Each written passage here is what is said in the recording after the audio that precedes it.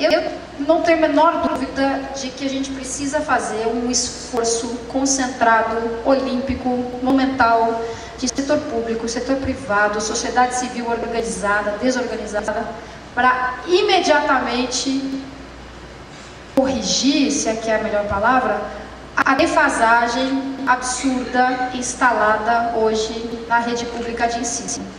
Por defasagem, entenda-se alunos de 7ª série com dificuldade para entender o texto simples, alunos de 8ª série com dificuldade para se comunicar por escrito, para fazer operações aritméticas simples. Quanto mais abstrações mais elaboradas, a gente não pode saber disso, né? Ter isso como um dado, um fato, e não tomar nenhuma providência a respeito.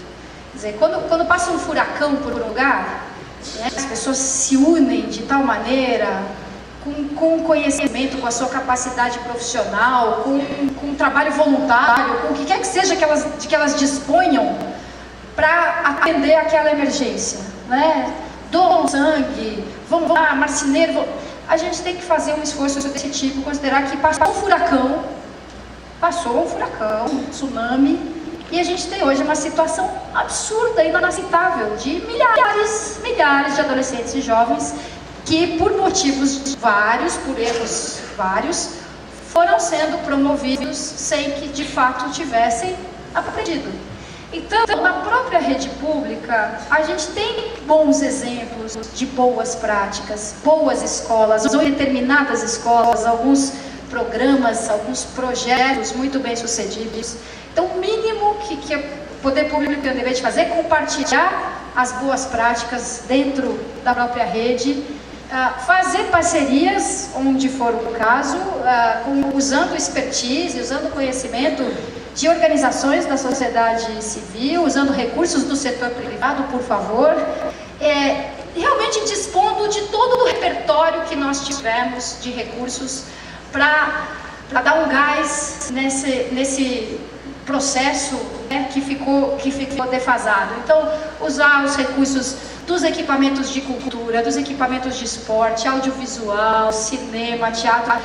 Claro que não adianta só a boa vontade. Tem que ter uma orientação, tem que ter um conhecimento. Não adianta a gente encher as escolas de voluntários no fim de semana que têm muita vontade de ajudar e nenhuma capacidade de efetivamente participar do processo, né, de ensino-aprendizagem. Mas sim, existem pessoas dispostas ao trabalho voluntário e capacitadas para isso, né? Então tem que ter uma supervisão muito adequada do poder público, mas esse esforço tem de ser feito. A gente não pode dar isso de barato, né?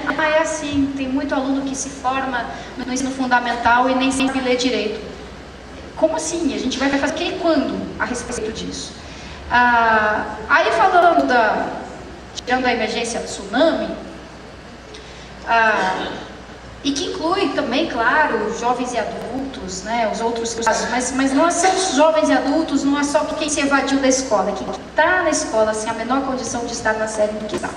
Mas aí falando sobre providências da educação né, na área da educação de modo geral, algumas são até lugar comum, né, mas não custa lembrar. Condições físicas adequadas. De todos os problemas da educação, talvez seja o mais simples no final das contas, porque não tem grandes discussões, controvérsias, né? Uma escola com instalações decentes tem um mínimo denominador comum, que a gente sabe qual é, e que tem que ser capaz de garantir, né? Prédios agradáveis, convidativos, acolhedores, bem mantidos, salas de aula, né? Nas cores indicadas, com carteiras inteiras, a sala dos professores, sala de leitura, uma mini biblioteca se possível, pátios decentes, quadras esportivas com mínimo de equipamento. É óbvio e não é polêmico, não é tão difícil. Então a gente tem que fazer um investimento concentrado, decisivo nisso, em instalações agradáveis. Uma outra polêmica pode haver. Eu adoraria, por exemplo, que escola não tivesse muro, sem ilusões, mas de achar que a gente pode viver sem nenhum tipo de separação entre a escola e a rua. mas que fosse grades. Olha a grade, hein? Eu defendendo grade.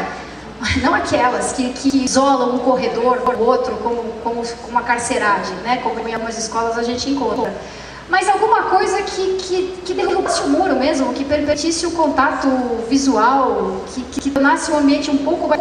Se fosse um alambrado, talvez. Eu sei que isso não é possível em todos os lugares, sei que tem gente que vai dizer, não, imagina que absurdo. Isso é polêmico. Então tá bom, a gente discute o muro por acaso. Aliás, esse é um ponto importante, eu vou voltar nele depois. Mas enfim, instalações, condições físicas mínimas. Eu acho que a gente tem que evoluir para a ideia de cada sala de aula ter um computador como recurso pedagógico mesmo da aula, de que o professor possa te dispor para ilustrar o que ele diz, para enriquecer a aula. Não é o computador como um fetiche, né? É possível dar uma aula incrível, fascinante, só com saliva e giz. Mas em tantos casos é enriquecedor um recurso audiovisual. Por que a gente não pode dispor disso em cada sala de aula, além da sala de informática, além da possibilidade dos alunos fazerem as suas atividades no computador num determinado momento, que o computador faça parte da atividade rotineira escolar, como a tal da USA e do GIS. E sempre que for necessário e possível, integrar a instalação física da escola com outros recursos, com outros equipamentos públicos do bairro, da região, né? Aquela ideia de bairro, escola, você não precisa ter uma piscina em cada escola, mas se tiver um clube municipal que disponha de uma piscina, uma biblioteca, um parque, tudo isso deve ser integrado, né? Nessa ideia de que a escola não é do muro para dentro, a escola vai além disso.